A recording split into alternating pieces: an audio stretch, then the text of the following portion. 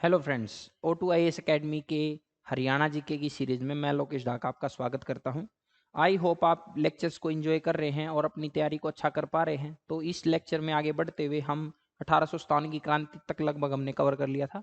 उसके बाद जो चीज़ें हरियाणा में घटित हुई उसको आज कवर करेंगे। तो हरियाणा में कांग्रेस पार्टी की स्थापना से लगभग आज़ादी तक क्या क्या हुआ उन सब चीज़ों को इस लेक्चर के माध्यम से कंप्लीट करेंगे। इस सेशन से जुड़ी जो पीडीएफ है वो अगर आप चाहते हैं तो टेलीग्राम चैनल के माध्यम से आप ले सकते हैं। जैसा कि आपको पता है कि कोरोना बहुत तेज गति से फैल रहा है, तो इस टाइम में यदि आप घर बैठे अपनी प्रिपरेशन करना चाहते हैं तो आप हमारी O2IAS एकेडमी की ऐप डाउनलोड कर सकते हैं, जिसके माध्यम से आपको बहुत सारे फ्री कोर्सेज और साथ में बहुत सारे परचेज करने लायक कोर्स भी आपको अवेलेबल हो जाते हैं। जो आप जैसा भी आपको कोर्स सूटेबल कर रहा है वैसे आप कोर्स ले सकते हैं।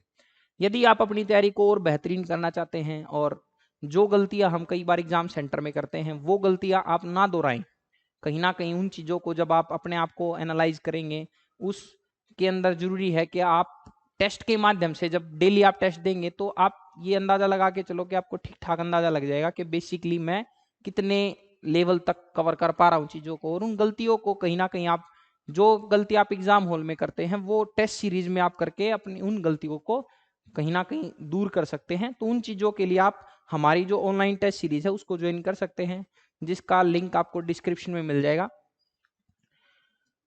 आइए वीडियो को शुरू करते हैं। तो हरियाणा के आधुनिक इतिहास के बारे में बातें करेंगे। जैसा कि आपको पता है कि भारत में जब 1857 की क्रांति हुई तो उसके बाद बहुत सारे जितने भी अलग अलग तरीके के संगठन थे उन सब पे बैन लगा दिया गया था। तो A.O. ह्यूम नाम के एक अंग्रेज अधिकारी थे, उनके द्वारा एक पार्टी की स्थापना की गई थी जिसका नाम था कांग्रेस पार्टी। 28 दिसंबर 1885 ईस्वी को तेजपाल संस्कृत कॉलेज में 72 प्रतिनिधियों द्वारा भारतीय राष्ट्रीय कांग्रेस की नींव रखी गई थी। द ट्रिब्यून नाम के अखबार के प्रतिनिधि के रूप में हरियाणा का प्रतिनिधि अम्बाड़ा के एक युवा वकील लाला मुरलीधर जो थे वो गए थे। साथ में अम्बाड़ा के एक वकील थे मुंशी ज्वाला प्रसाद, उन्होंने भी पहले सत्र में भाग लिया था। तो ये दोनों इंसान जो थे ये 1885 ईस्वी में जो कांग्रेस पार्टी की स्थापना थी वहां पर प्रेजेंट थे। इसके बाद अम्बाड़ा के लाला मुरलीधर के प्रयासों से 1886 ईस्वी में भारतीय राष्ट्रीय कांग्रेस की पहली शाखा अम्बाड़ा में खुली थी। ये इंपॉर्टेंट क्वेश्चन एग्जाम में पूछा जा सकता है। इसके बाद आपको पता होना चाहिए 1886 ईस्वी में कलकत्ता में जो सत्र हुआ था वहां में हरियाणा से संबंधित 3 प्रतिनिधियों ने भाग लिया था। अम्बाड़ा के लाला मुरलीधर, झज्जर के दीनदयाल शर्मा और लाहौर के कोहनूर के तात्कालिक संपादक गुरानी के बाबू बाल मुकुंद गुप्ता, इन 3 इंसानों ने 1886 में भाग लिया। तो देखो पहले वाले को बहुत ज्यादा बार पूछा जाता है, बाकी पूछने वाला क्या पूछ सकता है उस हिसाब से थोड़ा सा आपको आगे पीछे की कहानी भी पता होनी चाहिए। 1887 ईस्वी में तत्कालीन पंजाब के कुल 9 प्रतिनिधियों में से लाला मुरलीधर ने इस क्षेत्र का प्रतिनिधित्व किया।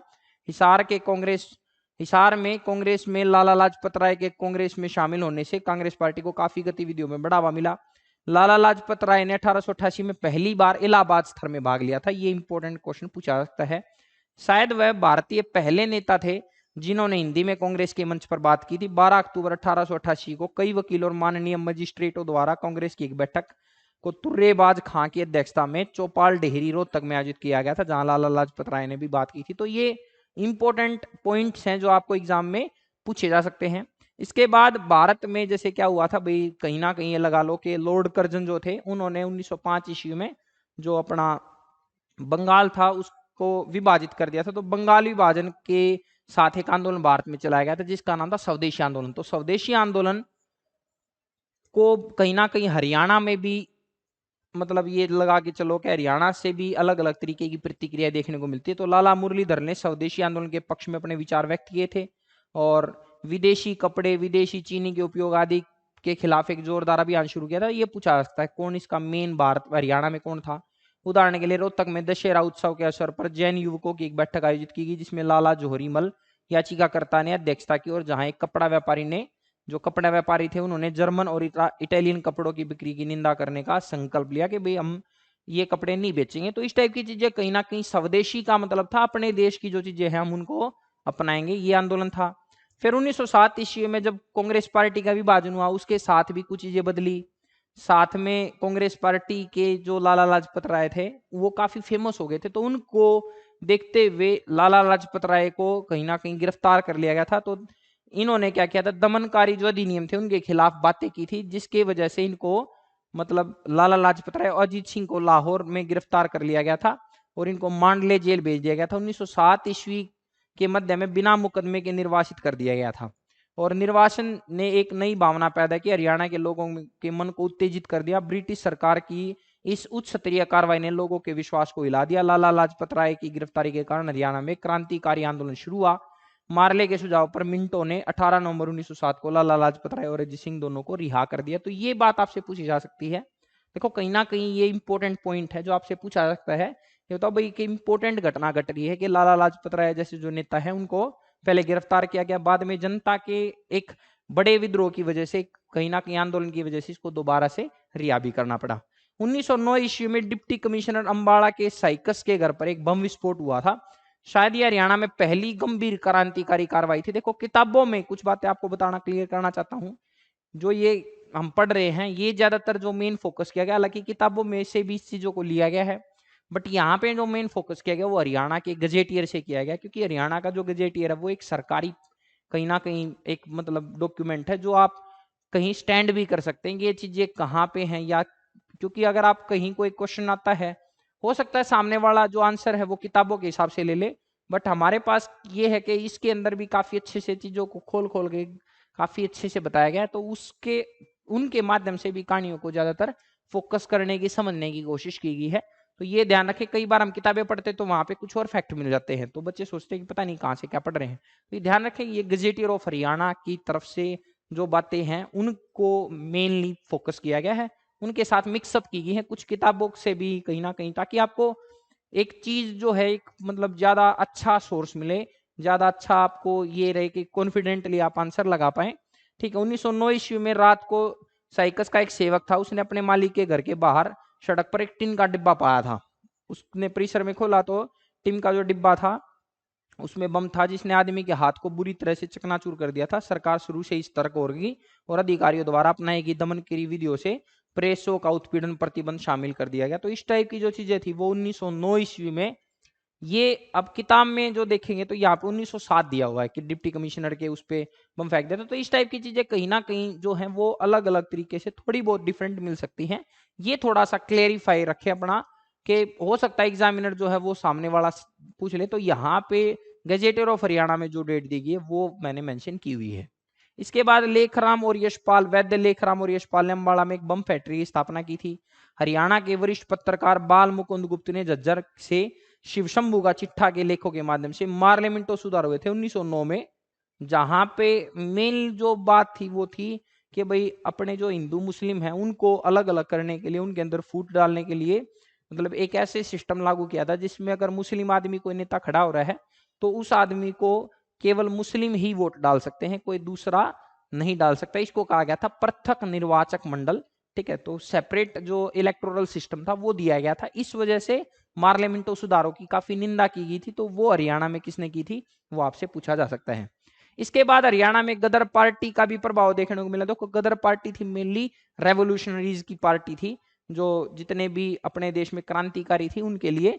तो विश्व युद्ध की गतिविधियों के कारण 15 जुलाई 1913 ईस्वी को हुई थी गदर पार्टी की स्थापना। तो राष्ट्रीय आंदोलन में सक्रिय भाग नहीं ले सकते थे, और उन दिनों गदर आंदोलन अंतरराष्ट्रीय स्तर पर था।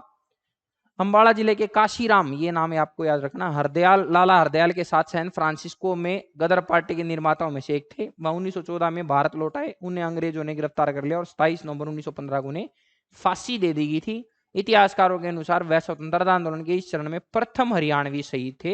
ये भी आपसे पूछा जा सकता है कि प्रथम हरियाणवी शहीद के रूप में किसको माना जा सकता है, तो काशीराम को। इस टाइप की बात जो है वो आपसे पूछी जा सकती है। तो ये भी अपने आप में एक इंपॉर्टेंट पॉइंट है। पंडित नेकीराम ने, जैसे भाई बाल गंगाधर तिलक और एनी बेसेंट थे, उन्होंने होम रूल लीग आंदोलन शुरू किया था, तो उसके अंदर जो इंटरेस्ट लिया था वो पंडित नेकीराम शर्मा ने लिया था। और कुछ आंदोलन रोहतक और भिवानी में हुआ, लेकिन जुलाई 1918 में नेकीराम शर्मा की गिरफ्तारी के साथ जब उन्होंने होम रूल लीग में डुबकी लगाई, मतलब कहीं ना कहीं उनकी शुरुआत की, दिल्ली में सरकार के निषेधात्मक दिशाओं को बिरला मंदिर धर्मशाला में सार्वजनिक बैठक करके टाल दिया गया था। तो इस टाइप की चीजें भी, तो ये आपको ध्यान रखना कि पंडित नेकीराम शर्मा जो थे वो होम रूल लीग आंदोलन से रिलेटेड थे। तो ये पॉइंट अपने आप में बहुत इंपॉर्टेंट है। इसके बाद हरियाणा खिलाफत आंदोलन में कुछ हद तक सुधार हुआ। अब्दुल रशीद और गुलाम बेग नौरंग अधिवक्ता स्थानीय नेताओं के साथ खिलाफत समितियों का गठन सभी जिले तहसीलों में किया गया था। 1920 ईस्वी में खिलाफत आंदोलन को गति मिलने पर भिवानी जिले में आंदोलन और तेज हो गया। बवानी, खेड़ा, चरखी दादरी उन सभी जगह पर जहां मुसलमान रहते थे उन्होंने आंदोलन में। अभी ये खिलाफत आंदोलन क्या था, देखो जब वर्ल्ड वार हुआ था तो वर्ल्ड वार दो बड़े बड़े गुटों में हुआ था। एक तरफ था जिसको कहते हैं एक्सिस कंट्रीज और एक क्या कहते हैं अलाइड कंट्रीज। तो अलाइड कंट्रीज के अंदर क्या था, इंग्लैंड जो देश था वो अलाइड कंट्रीज में था, मित्र राष्ट्रों का एक देश था। इनकी आपस में लड़ाई हुई थी जिसको फर्स्ट वर्ल्ड वार का नाम दिया गया था। ठीक है, ऐसे ही सेकेंड वर्ल्ड वार हुआ था ऐसे गुटों के बीच। तो इस फर्स्ट वर्ल्ड वार में इंग्लैंड ने भारत को अपने साथ मिला लिया और इस तरफ एक्सिस कंट्री में जर्मनी नाम का जो देश था उसके साथ तुर्की नाम का एक देश शामिल हो गया। तुर्की जो देश था उसमें मुस्लिमों के गुरु रहते थे, सबसे बड़े जो इंपॉर्टेंट थे वो उस टाइम पे अपने आप में, जैसे ये लगाओ कि भाई जब लड़ने लगे वो अंग्रेजों के खिलाफ, तो इंग्लैंड के आदमियों ने यहाँ पे मुस्लिमों से कहा कि आप एक काम करो, आप हमारा साथ दे दो वर्ल्ड वार में। तो मुस्लिमों ने कहा जी हम क्यों साथ दे दे आपके यहाँ, क्योंकि हमारे जो सबसे बड़े धर्मगुरु हैं, ठीक है, मुस्तफ़ा कमाल पाशा नाम था उनका, तो तुर्की में वो रहते हैं, और हम अगर हम आपके साथ खड़े हैं तो हम तो अपने गुरु के खिलाफ खड़े हो गए, तुर्की के गुरु के खिलाफ खलीफा के खिलाफ। तो इन्होंने कहा भाई अगर कोई हमारे भी, अगर हम हार जीत हमारी होती है या तुर्की के गुरु भी आपके हारते तो हम उसकी मतलब उनके पद का सम्मान बनाए रखेंगे, उनको कुछ नहीं कहेंगे। तो जब वर्ल्ड वार खत्म हुआ था तो इन्होंने इस बात को अपनी बात से मुकर गए थे। इस वजह से मुस्लिमों ने एक आंदोलन शुरू किया था जिसका नाम था खलीफा के पद के सम्मान के लिए चलाया गया था खिलाफत आंदोलन। इसी आंदोलन को देखते हुए महात्मा गांधी ने क्या किया था, इसी के साथ भारत हरियाणा में मतलब भारत में एक आंदोलन शुरू किया था जिसका नाम था मतलब ऐसे योग आंदोलन, नॉन कॉर्पोरेशन मूवमेंट। तो ये जो आंदोलन थे ये दोनों के दोनों कहीं ना कहीं ये था कि भाई एक साल में आजादी कराने की बात जो थी वो इसी में महात्मा गांधी ने कही थी। तो खिलाफत आंदोलन जो था वो मुस्लिमों की तरफ से चल रहा था और मेन फिर पूरे भारत में फिर नॉन कॉर्पोरेशन मूवमेंट ऐसे युग आंदोलन चलाया गया। तो प्रथम विश्व युद्ध में जो भर्तियां हो रही थी उनके विरोध में पंडित नेकीराम शर्मा ने रोहतक में अंग्रेजों के खिलाफ आंदोलन चलाया था। हरियाणा में रोल्ट एक्ट के खिलाफ कड़ी प्रतिक्रिया हुई। 6 अप्रैल 1919 ईस्वी को रोहतक में रोल्ट एक्ट के विरोध में एक विशाल सभा हुई।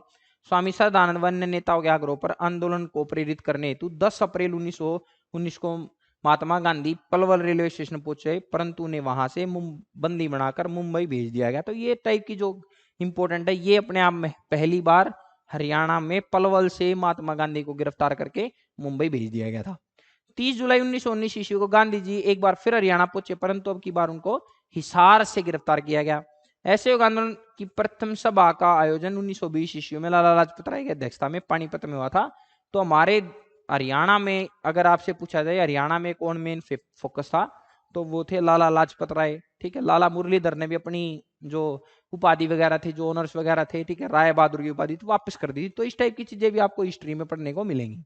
20 अक्टूबर 1920 ईस्वी को भिवानी की एक बड़ी जनसभा हुई जिसकी अध्यक्षता लाला मुरलीधर ने की। इसमें महात्मा गांधी, मौलाना अब्दुल कलाम आजाद, अली बंधु, डॉक्टर अंसारी, लाला दूली चंद आदि नेता मौजूद थे। इनके आयोजन में पंडित नेकीराम शर्मा का प्रमुख योगदान रहा। 6 से 8 नवंबर 1920 को भिवानी में एक बड़ी सभा हुई। कांग्रेस के विशाल जनसभा रोहतक में होनी थी जिससे गांधी वाली बंधुओं को भाग लेना था, लेकिन अंग्रेजों ने उन्हें रोहतक नहीं पहुंचने दिया। ये सब जो पॉइंट हैं वो आपको कहीं ना कहीं पूछे जा सकते हैं, कुछ चीजें समझने के लिए हैं। यहाँ पे सब चीजें आपको याद रखने के पॉइंट नहीं दिए गए हैं, कुछ पॉइंट्स हैं जो आपको समझ के थोड़ा आइडिया लग जाए बेसिकली क्या हो रहा था। अगर आप इंडिया की हिस्ट्री पढ़ेंगे तो वहां पे उन चीजों को कनेक्ट करने में आपको आसानी होती है कि बेसिकली कैसे चीज चल रही थी। इसके बाद अम्बाड़ा के लाला मुरलीधर ने राय बहादुर का सम्मान वापस लौटा दिया था और ऐसे युग आंदोलन के प्रचार हेतु पंडित मदन मोहन मालवीय व मोहम्मद अली अक्टूबर 1921 में हरियाणा रोहतक आए थे। इसके बाद फरवरी 1921 में महात्मा गांधी हरियाणा का दौरा किया। यहाँ पर उन्होंने रोहतक में राष्ट्रीय शिक्षा हेतु वैश्य उच्च विद्यालय की नींव रखी थी। 1921 ईस्वी में प्रिंस ऑफ वेल्स के आगमन का बहिष्कार किया था रोहतक नगर पालिका ने। ये आपसे पूछा सकता है किस नगर पालिका ने प्रिंस ऑफ वेल्स जो था उसके आगमन का विरोध किया था।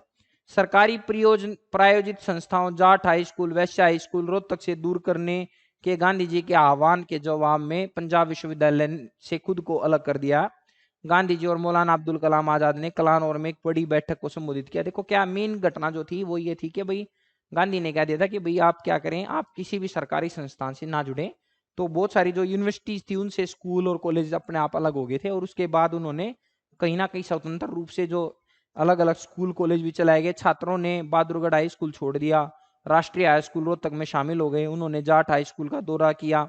चौधरी छोटूराम ने रोहतक में एक नया Jat heroes memorial high school शुरू किया। करनाल और अंबाला में स्कूल और कॉलेजों का बहिष्कार सफल नहीं हो सका। रोहतक में ये चीज ज्यादा इंपॉर्टेंट है, तो ये आपसे पूछ सकता है।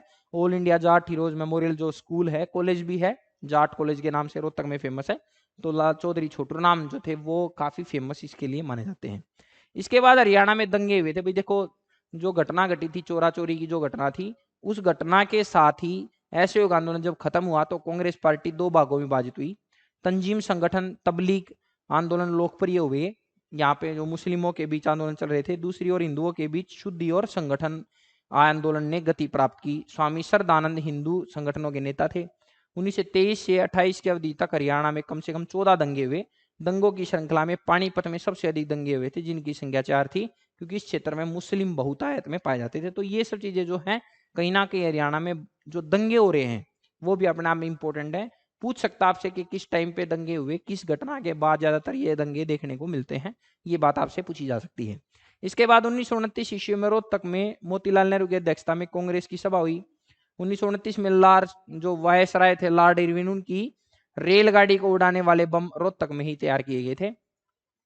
सविनय अवज्ञा आंदोलन की शुरुआत हेतु आयोजित दांडी मार्च में गांधी द्वारा चयनित 78 सत्याग्रह में से एक अम्बाड़ा के लाला सूरजभान थे। कई जगह इसका नाम दूलीचंद भी दिया गया है, लेकिन मैंने इसको सर्च किया तो मतलब जो बेसिक लिस्ट थी उस लिस्ट में ये इनका नाम लाला सूरजभान का नाम ही दिया मिलता है। तो मैंने ये चेक किया था, मेरे हिसाब से यही बनना चाहिए।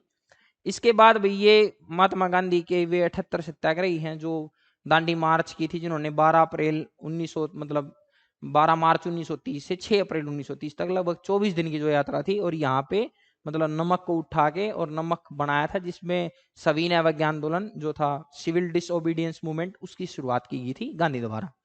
1935 के अधिनियम के तहत वर्ष 1937 में प्रांत के चुनाव हुए, जिसमें 11 में से 7 कांग्रेस की सरकार बनी। पंजाब में सिकंदर हयात के नेतृत्व में यूनियनिस्ट पार्टी, ये पूछ सकता आपसे, की सरकार बनी, जिसमें चौधरी छोटूराम यूनियनिस्ट पार्टी के प्रमुख कार्यकर्ता थे।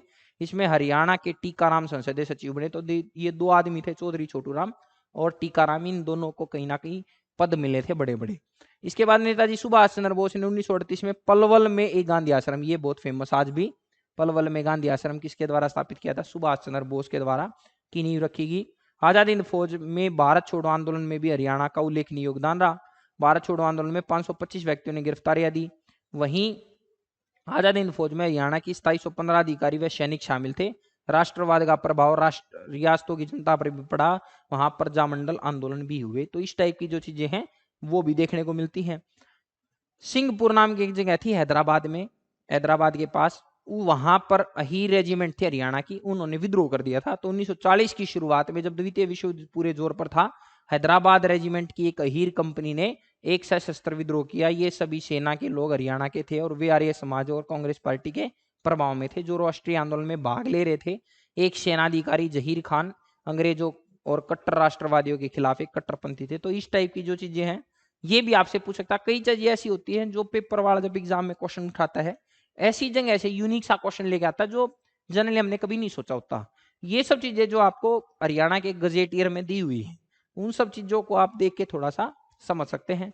इसके बाद भारत छोड़ो जो आंदोलन था हरियाणा में कांग्रेस संगठन के गैर कानूनी घोषित कर दिया गया था, और चौधरी देवीलाल जो पहले उप मुख्यमंत्री के पद पर भी रह चुके हैं, श्री मूलचंद जैन ने उन दिनों बहुत महत्वपूर्ण भूमिका निभाई।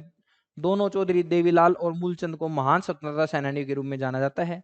ब्रिटिश सरकार ने भारत छोड़ो आंदोलन और अन्य स्वतंत्रता गतिविधियों के पक्ष में अपनी आवाज उठाने के लिए चौधरी देवीलाल, रामदयाल हुकुमचंद, मदन मोहन मालवीय, साहिब राम, लेखराम, जन मोहम्मद, पंडित पाट राम वर्मा आदि को गिरफ्तार किया था। तो इस टाइप के जो आदमी थे वे भारत छोड़ो आंदोलन में, ठीक है, सम्मिलित हुए थे। तो क्विट इंडिया मूवमेंट जो था 1942 में, उसमें हरियाणा से ठीक ठाक आपको नेतृत्व देखने को मिलता है। 1947 में गांधी जी मेवात, सोहना व पानीपत गए। 1947 में आजादी के पश्चात भी हरियाणा पंजाब का भाग बना रहा। बाद में फिर अलग अलग तरीके से हरियाणा को पंजाब से अलग किया गया, और ये चीज आपको पता है। बाद में जब हम हरियाणा की पॉलिटी पढ़ेंगे तो समझेंगे कि हरियाणा और पंजाब को किस तरीके से दोबारा से रीऑर्गेनाइज किया गया था, वो सब चीजें वहां पे समझेंगे। हरियाणा में उस टाइम पे कुछ प्रमुख समाचार पत्र भी, जैसे प्रहलाद शर्मा ने, ज्योतिष श्रीराम शर्मा ने हरियाणा तिलक नेकीराम शर्मा का संदेश, ऐसे ही महेश चंद्र का हरियाणा संदेश था। इनमें थोड़ा सा डिफरेंस है। लाला हरदेव सहाय का ग्राम सेवक, प्यारे लाल का रंगीला मुसाफिर, कीर्ति प्रसाद जैन का आत्मानंद, बनारसी दास गुप्ता एवं के.वी. दत्त का हरियाणा केसरी। तो इस टाइप के कुछ समाचार पत्र भी उस टाइम पे हरियाणा में देखने को मिलते हैं। तो ये सब चीजें आपको पता होनी चाहिए। आई होप आपको समझ में आया अच्छे से कि बेसिकली हमारे हरियाणा में आधुनिक इतिहास के अंदर क्या क्या मुख्य घटनाएं घटी थी। तो लेक्चर के साथ बने रहने के लिए थैंक यू सो मच। अगर ये लेक्चर आपको पसंद आया तो इसे लाइक करें, शेयर करें, सब्सक्राइब करें। और हमारी हरियाणा सिविल सर्विस की जो प्रीलिम्स के लिए जो टेस्ट सीरीज है, आप उसको ज्वाइन करके अपनी तैयारी को और अच्छा कर सकते हैं। Thank you so much.